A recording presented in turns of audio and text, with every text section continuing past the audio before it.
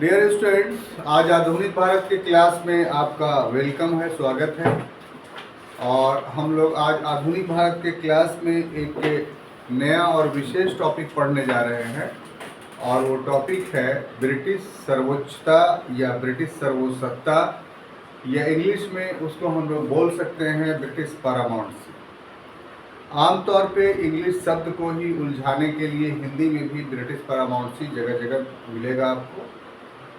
ऐसे तो यह विषय मुख्य परीक्षा के लिए महत्वपूर्ण है, लेकिन इसके अंदर जो बहुत सारी व्याख्याएं होंगी इस टॉपिक के अंदर, उसमें आपको बहुत सारे वस्तुनिष्ठ प्रश्नों का भी उत्तर मिल जाएगा। इसका अध्ययन की अनिवार्यता पर यदि प्रकाश डाला जाए तो कुछ इस तरीके से बातें कही जा सकती हैं कि अंग्रेजों ने भारत पर जो लगभग 200 वर्षों तक शासन किया, ये शासन कभी भी एक छत्र नहीं रहा, एक छत्र और सर्वांगीण नहीं रहा। इसका अर्थ ये हुआ कि जिस भारतीय भूभाग की परिकल्पना हम लोग करते हैं वर्तमान समय में, या उस समय के दृष्टिकोण से उसमें बांग्लादेश और पाकिस्तान भी यदि शामिल किया जाए, तो इन संपूर्ण भूभागों पर अंग्रेजों का कभी भी कब्जा नहीं रहा।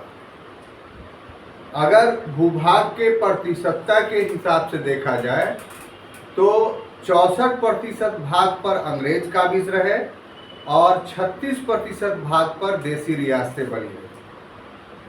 तो जो ब्रिटिश सर्वोसत्ता शब्द का हम लोग इस्तेमाल कर रहे हैं या पढ़ने जा रहे हैं, या ब्रिटिश पैरामाउंसी की बात जो हम लोग कर रहे हैं, तो इसका अर्थ ये हुआ कि ब्रिटिश सत्ता जो भारत के एक बड़े क्षेत्र पर प्रभावी थी, तो इसका देसी रियासतों के साथ क्या संबंध था।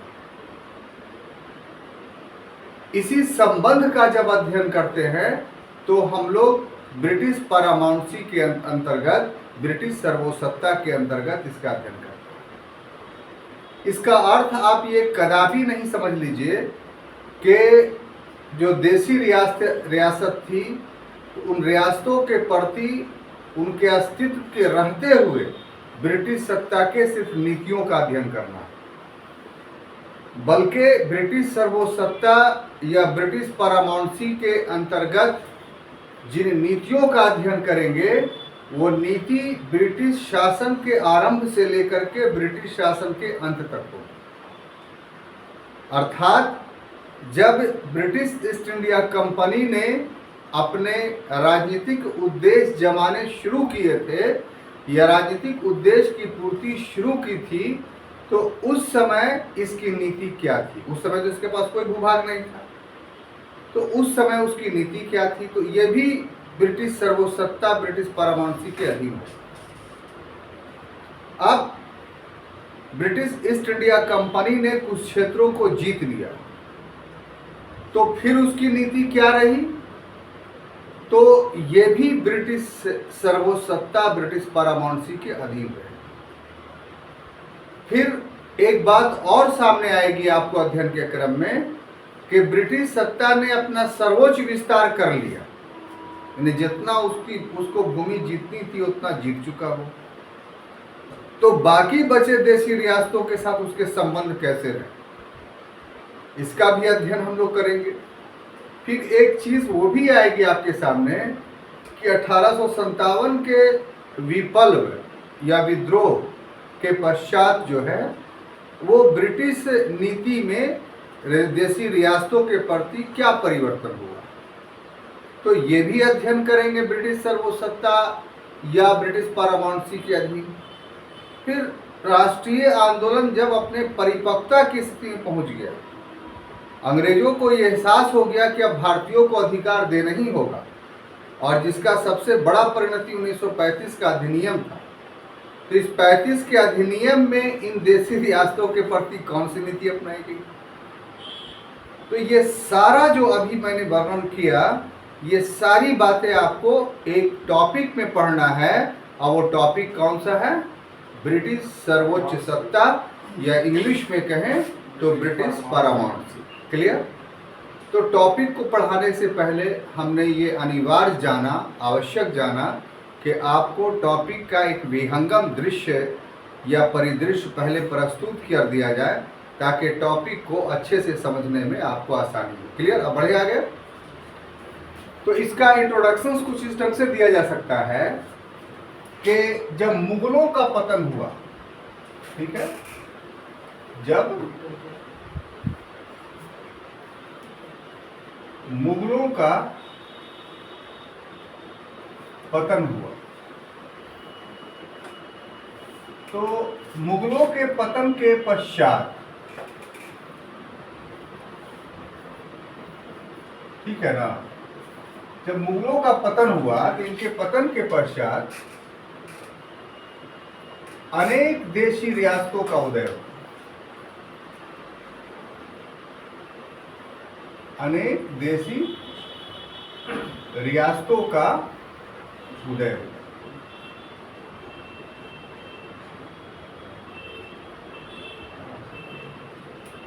अब देखिए कि ये जो, देखिए बात मत कीजिए और गौर से टॉपिक को समझिए। लेक्चर्स इतना इम्पोर्टेंट होता है कि अगर इसको एक बार बढ़िया से समझ लीजिए तो ना सिर्फ ये पूरा का पूरा आपको याद हो जाएगा, बल्कि आपके व्यक्तित्व में बहुत सारे गुणकारी परिवर्तन आए। एक समझने की शक्ति डेवलप होगी। एक बात समझ लीजिएगा तो दूसरी बात को समझने की इच्छा पैदा होगी।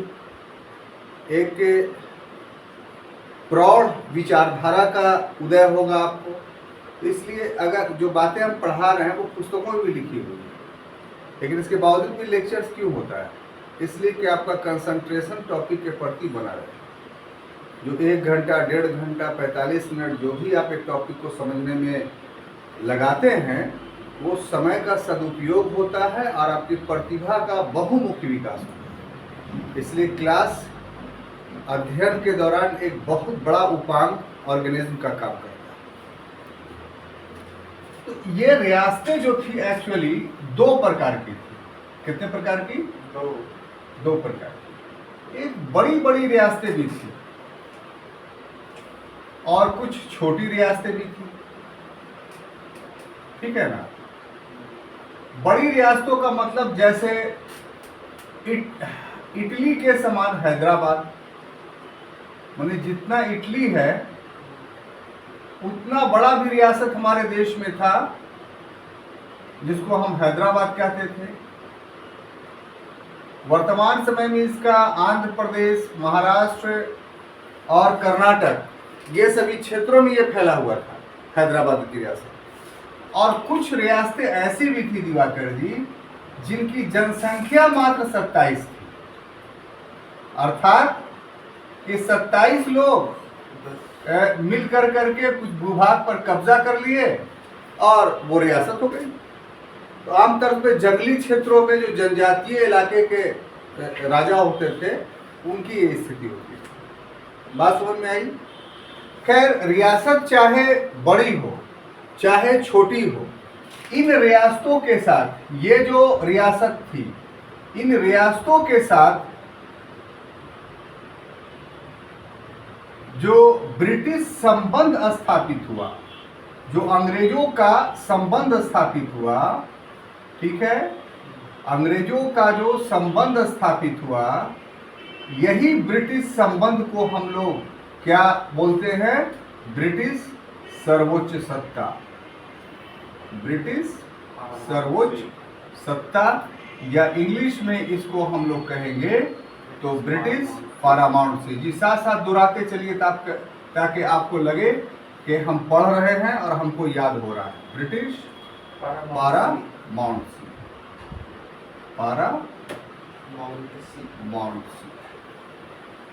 ठीक है, क्लियर। अब देखिए, ये जो टॉपिक है अध्ययन का एक विषय बना। हिस्ट्री में कोई भी चीज तब तक अध्ययन का विषय नहीं बनता है जब तक किसी इतिहासकार के द्वारा इसका विहंगम व्याख्या नहीं किया जाता है, सांगोपांग व्याख्या नहीं किया जाता है। जब उसकी व्याख्या होती है किसी इतिहासकार के द्वारा बड़े पैमाने पे, तो फिर उसमें बाद में उसकी आलोचना भी होती है और फिर उसमें सुधार भी होता है। तो जो ब्रिटिश पारामाउंसी का अध्ययन है, ये भी इतिहास के इस नियम का अपवाद नहीं है। तो ये जो ब्रिटिश पारामाउंसी, ये ब्रिटिश सर्वोसत्ता का जो अध्ययन का आरंभ किया गया, ठीक है, अध्ययन का आरंभ किया गया, वो जिस व्यक्ति के द्वारा किया गया, उस व्यक्ति का नाम था ली बार्नर। क्या नाम था? ली बार्नर। और ये वर्ष था 1910। इसमें, इस वर्ष में उन्होंने एक पुस्तक लिखी। क्या लिखी? पुस्तक। और इस पुस्तक में का नाम जो था वो था native state of India. Native states of India. इस नेटिव स्टेट्स ऑफ इंडिया में जो ली बार्नर थे, उन्होंने जो ब्रिटिश सर्वोच्च सत्ता था उसके अध्ययन को 3 शीर्षकों में विभाजित किया। कितने में? के 3 शीर्षक में बांट कर करके हम ब्रिटिश सर्वोच्चता का अध्ययन कर सकते हैं। और वो 3 शीर्षकों में जो अपने पुस्तक में बांटा, वो पहला जो नाम था वो था घेरे की नीति। क्या था? घेरे की नीति। इसको इंग्लिश में बोलेंगे ring fence policy. Ring fence policy. और इसका समय उन्होंने जो बताया था 1765 से 1813 ईस्वी तक। ठीक है। उसके बाद दूसरा उन्होंने जो नीति का नामकरण किया वो था अधीनस्थ पृथक्करण की नीति। क्या था? अधीनस्थ पृथक्करण की नीति। अधीनस्थ पृथक्करण की नीति। इसको इंग्लिश में बोलेंगे subordinate isolation policy. Subordinate isolation policy. अगर इसका पीरियड देखें तो इसका पीरियड 13 से 57 बताया उन्होंने। 1813 से 1857। तीसरा जो उन्होंने वर्णन किया है या नामकरण किया है वह है अधीनस्थ संघ की नीति। अधीनस्थ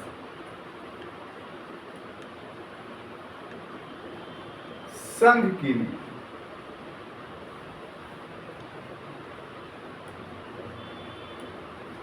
इसको इंग्लिश में कहा जाए तो सबऑर्डिनेट यूनियन पॉलिसी। सबऑर्डिनेट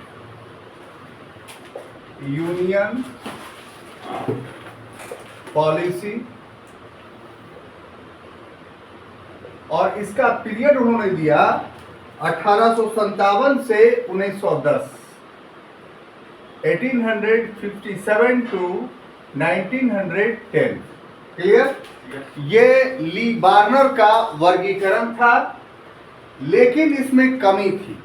अध्ययन की शुरुआत की ली बार्नर ने, सांगोपांग अध्ययन किया, इसमें नो डाउट, लेकिन कुछ कमियां रह गई। ठीक है। ली बार्नर की जो व्याख्या थी, ठीक है, ली बार्नर की जो व्याख्या थी ब्रिटिश पारामाउंसी के संबंध में, इस व्याख्या में कुछ कमियां थी। और कमी क्या थी साहब? तो संपूर्ण ब्रिटिश शासनकाल, ब्रिटिश शासनकाल सम्मिलित नहीं था। सम्मिलित नहीं था, है ना। अब देखिए, जब सम्मिलित नहीं था तो अन्य इतिहासकारों के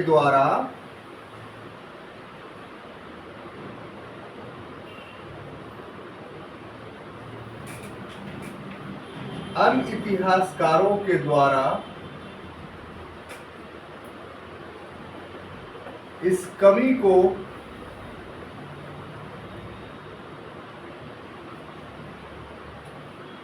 पूर्ण करके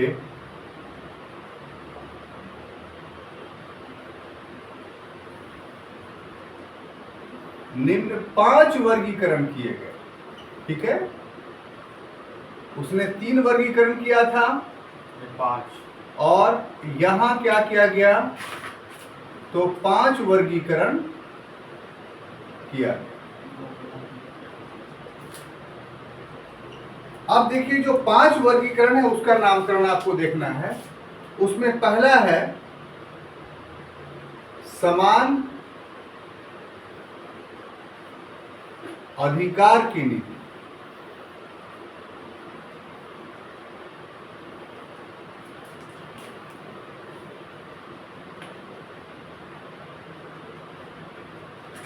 इसका टाइमिंग इन लोगों ने दिया 1740 से 1765। 1765, ठीक है। दूसरा है घेरे की नीति, रिंग फेंस पॉलिसी जो था, इसका नाम लिया उन लोगों ने, लेकिन समय जो है यहां बताया गया था 65 से 13, उसी को लिया। 65 से 1813 ईस्वी। उसके बाद तीसरा जो नामकरण किया उसका था अधीनस्थ पृथक्करण की नीति। अधीनस्थ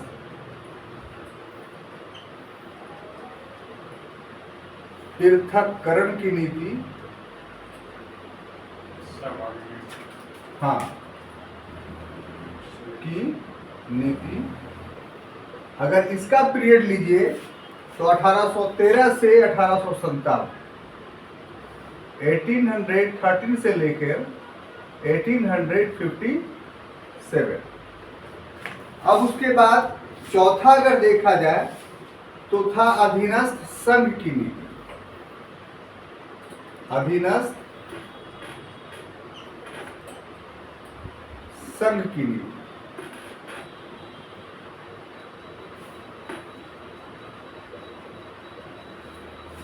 इसका अगर टाइमिंग लिया जाए तो 1858 से 1858 से लेकर के 1935 तक। अब समान संघात्मक नीति, ये 5 है। समान संघात्मक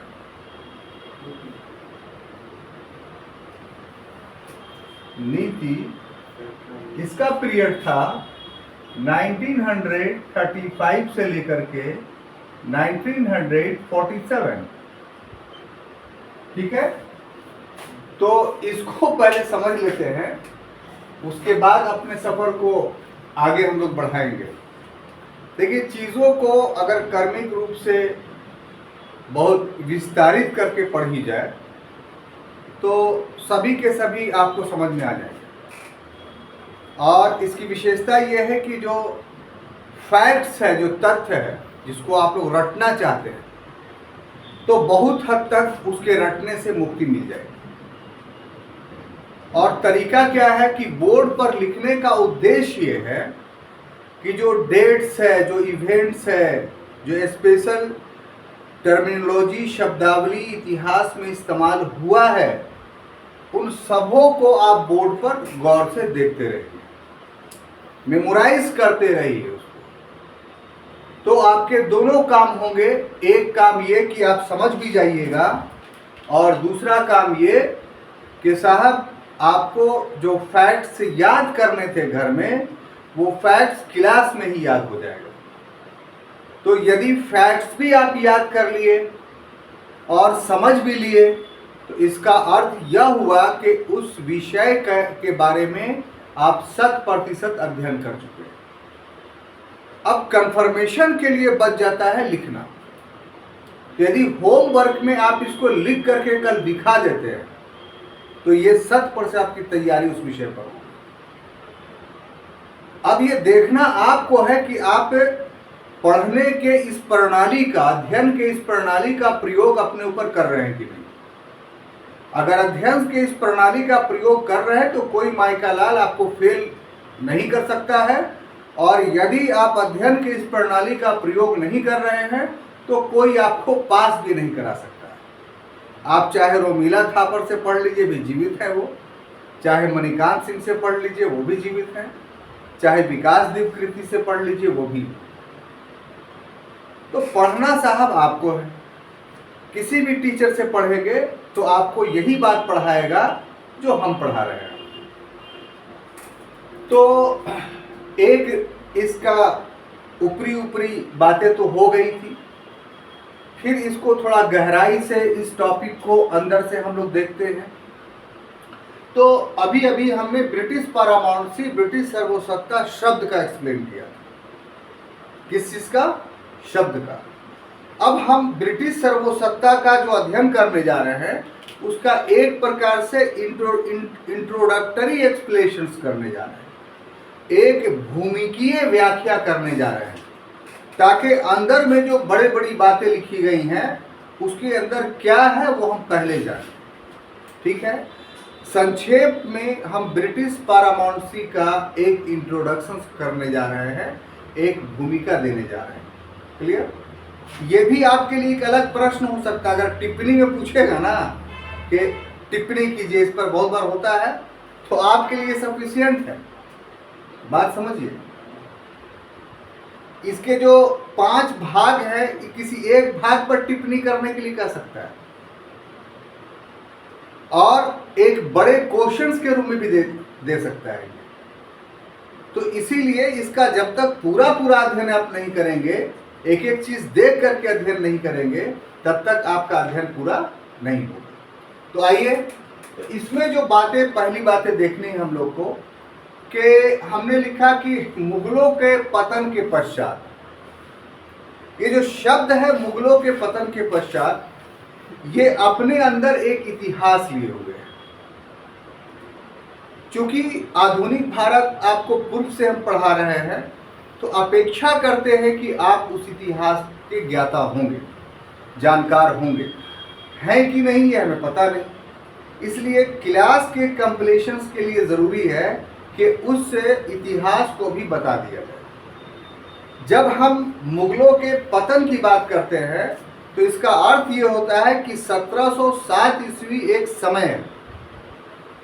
वो समय ऐसा है कि उस वर्ष औरंगजेब जो एक बड़ा शासक था मुगलों का, सबसे ज़्यादा साम्राज्य विस्तार उसके शासनकाल में हुआ था, उसकी मृत्यु हो गई। यानी 1707 से पहले मुगल भारत के जिस भूभाग पर शासन कर रहे थे वो अक्षुण्ण था, इंटैक्ट था, उसमें वृद्धि हुई थी, कभी नहीं हुई। और जैसे ही औरंगजेब की मृत्यु होती है तो मुगल नीतियों के कारण, मुगल पॉलिसी के कारण, ये कौन सी पॉलिसी थी वो मुगल पीरियड में पढ़ चुके हैं। कृषि संकट हुआ था, जागीरदारी संकट हुआ था, जमींदारी संकट हुआ था, विद्रोह हुआ था, याद पड़ रहा है? तो वो सब कारण मौजूद थे जिसके वजह से 1707 के बाद मुगल साम्राज्य में डिक्लाइन हुआ, पतन हुआ। पतन या डिक्लाइन का अर्थ ये नहीं होता है कि मुगल साम्राज्य खत्म हो गया। मुगल साम्राज्य खत्म हुआ है 1858 के अधिनियम के द्वारा, वैधानिक रूप से। 1707 से लेकर के 1858 तक भारत पर मुगल की ही सत्ता रही वैधानिक रूप से। लेकिन इस पीरियड में लगभग 150 वर्षों का जो पीरियड है ये, इसमें वो मुगल नहीं रहे जो 1707 से पहले हुए, बल्कि जितना बड़ा साम्राज्य 1707 से पहले था वो धीरे धीरे सिकुड़ते चला गया और अंत में सिकुड़कर दिल्ली तक आ गया। दिल्ली से भी सिकुड़कर लाल किले के अंदर चला गया। और बाकी जगह क्या हो गया? तो बाकी जगह यही हुआ छात्रों कि अनेक देशी रियासतों का उदय हुआ। तो हम समझते हैं कि आप समझ गए कि पतन का अर्थ क्या हुआ। कोई कंफ्यूजन नहीं, इसको लिखना नहीं है, लेकिन इसको समझ करके अगर सेंटेंस लिखते हैं तो उसमें मजबूती आएगी। इसलिए उस सेंटेंस के अंदर की जो बात है उसको जानिए। अब देखिए, ये जो देशी रियासत का उदय हो गया, ठीक है, तो ये एक तरह का नहीं था, बल्कि कुछ बहुत बड़े बड़े थे और कुछ बहुत छोटे छोटे थे। क्लियर? बड़े में जो देशी रियासतें थी वो कुछ इतनी बड़ी थी कि इटली के समान थी, जैसे हैदराबाद, और कुछ इतनी छोटी थी कि उसकी जनसंख्या ही मात्र 27 व्यक्ति की थी। अधिकांश तो ये जनजातीय जिले हुए माने रियासत हुआ करती थी। बात समझ नहीं? अब देखिए, ऐसे परिवेश में यहां पर बहुत बड़ी बात छोड़ दिया हमने, इसीलिए कहा कि इसको अच्छे से समझना होगा, तब आप बात समझेंगे कि ये ग्रेजुअली धीरे धीरे देशी रियासत बढ़ते चले जा रहे थे। इसी समय विदेशी शक्ति भी सक्रिय थी, और विदेशी शक्ति जो सक्रिय थी, वो सबसे पहली शक्ति जो आई थी हमारे देश में, वो कौन आई थी? तो फ्रांसीसी आए थे। 100 वर्षों तक फ्रांसीसी अकेले यहां रहे। 1498 में आए और 100 वर्षों तक लगभग उनका एक छत्र रहा। फिर 1602 ईस्वी में दूसरी कंपनी डच आई। 1608 में तीसरी कंपनी ब्रिटिश लोगों की आई, और फ्रांस बोल दिया था क्या शुरू वाला? नहीं, सॉरी, बहुत बड़ा गलती हो गया। फिर से इसको आप लीजिए, वो स्लिप ऑफ टंग होता है। सबसे पहली जो है पुर्तगीज आई 1498 में। सॉरी, वेरी वेरी सॉरी, वो स्लिप ऑफ माइंड हो जाता है, उसमें होता है, तो उसमें कोई अन्यथा मत लीजिएगा। 1498 सबसे पहली कंपनी कौन आई? Portuguese East India Company. Barygaza द इनसे उसको पुर्तगीज लैंग्वेज में बोला जाता था। तो 100 वर्षों तक उसका अधिकार रहा, बाकी कोई कंपनी नहीं है, और उसको उद्देश्य सिर्फ व्यापार करना और धर्म प्रचार करना था। अपने आंतरिक अंतर विरोध के कारण पुर्तगीज कंपनी खुद खत्म हो गई। किसी से उसका संघर्ष नहीं हुआ, स्थानीय शक्ति विदेशी शक्ति से नहीं हुआ।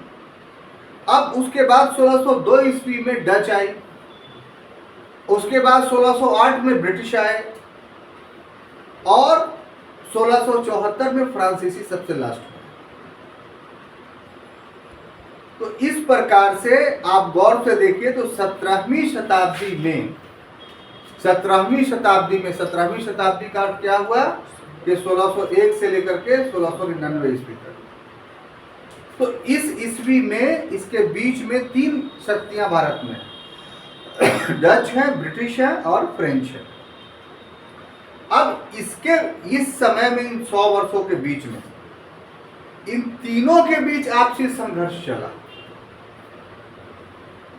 और अंततः अंग्रेजों ने फ्रांसीसियों को वांडीवाश के युद्ध में, कहा वांडीवाश के युद्ध में, जो 1761 में हुआ, और डचों को वेदरा के युद्ध में, जो 1759 में हुआ, पराजित कर दिया।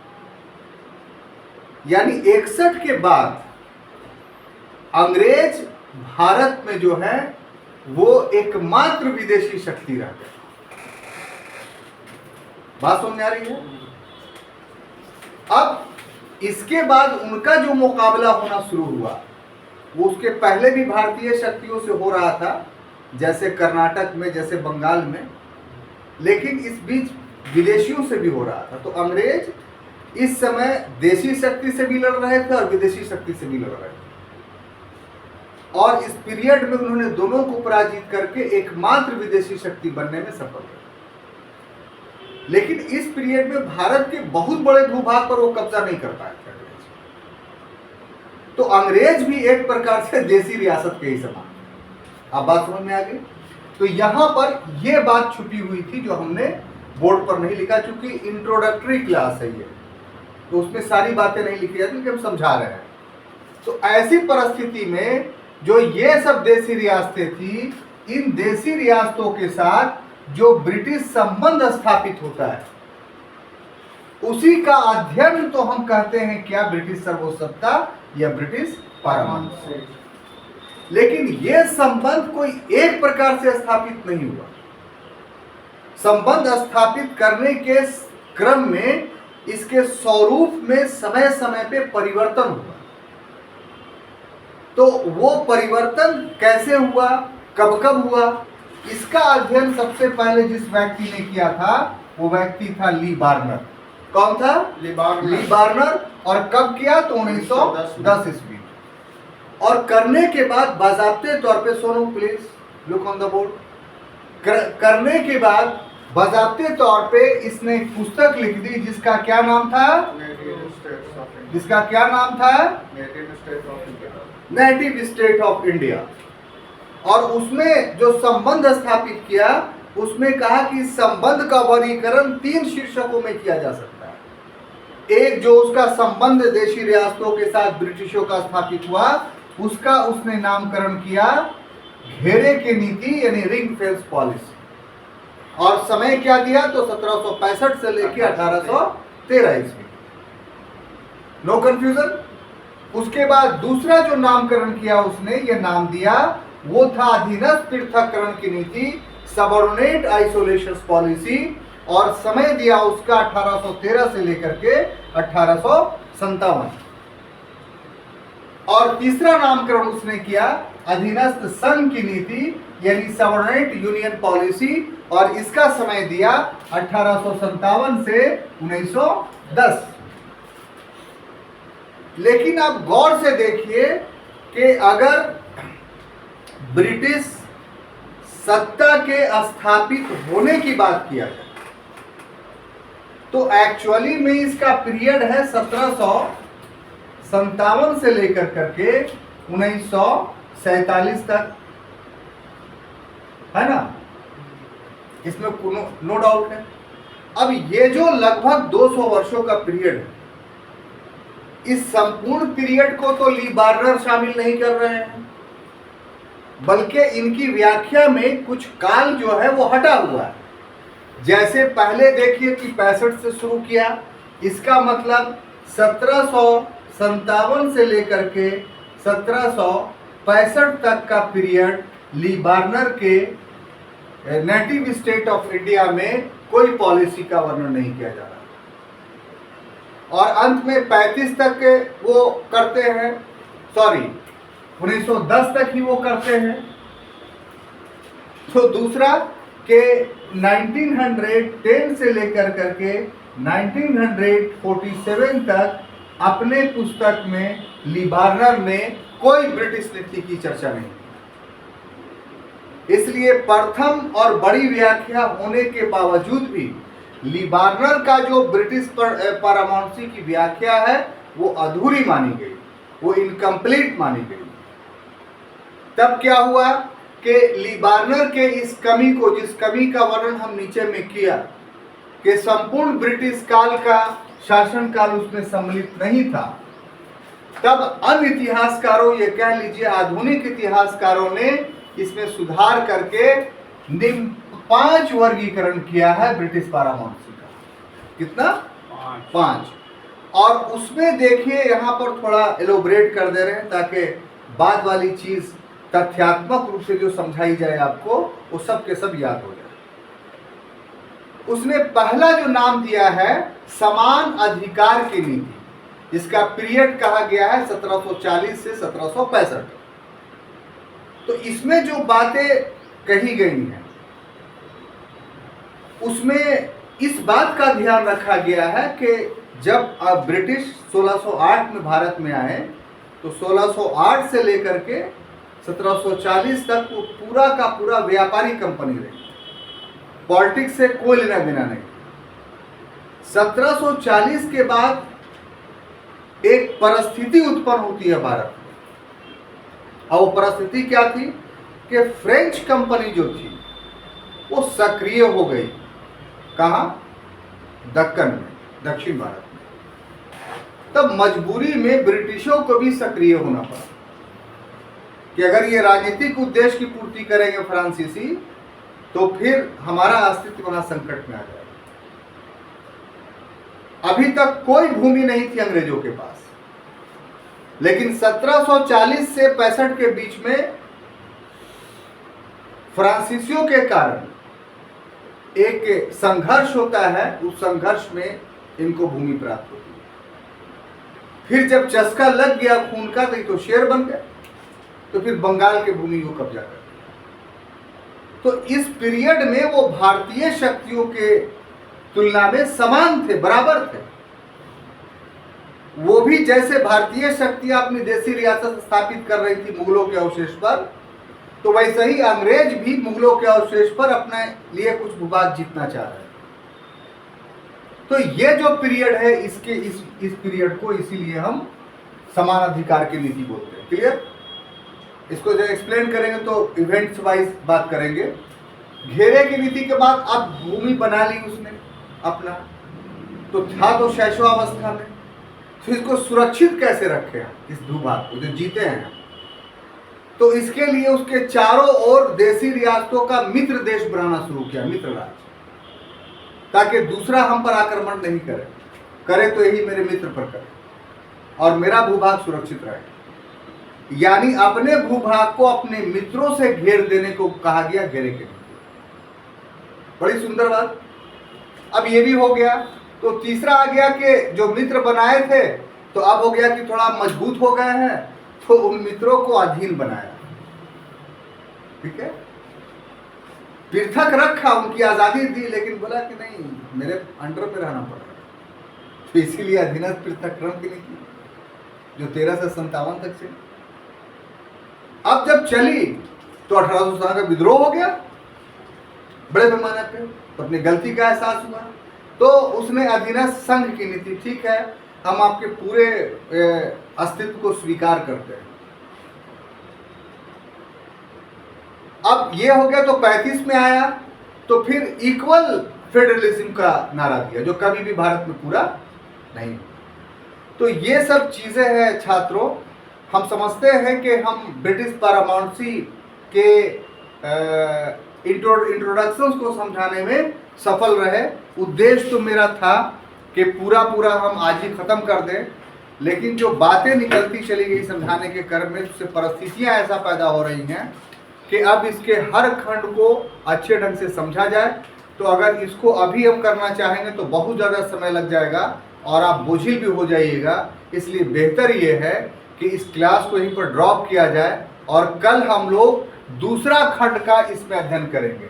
इसलिए यहाँ पर हम लोग इसको आज के अध्ययन को, ब्रिटिश पैरामाउंसी के अध्ययन को भाग 1 नाम दे देते हैं। क्लियर? तो आज के लिए इतना ही, बाकी हम लोग कल मिलते हैं, तो इसको पढ़ते हैं। तब तक के लिए धन्यवाद।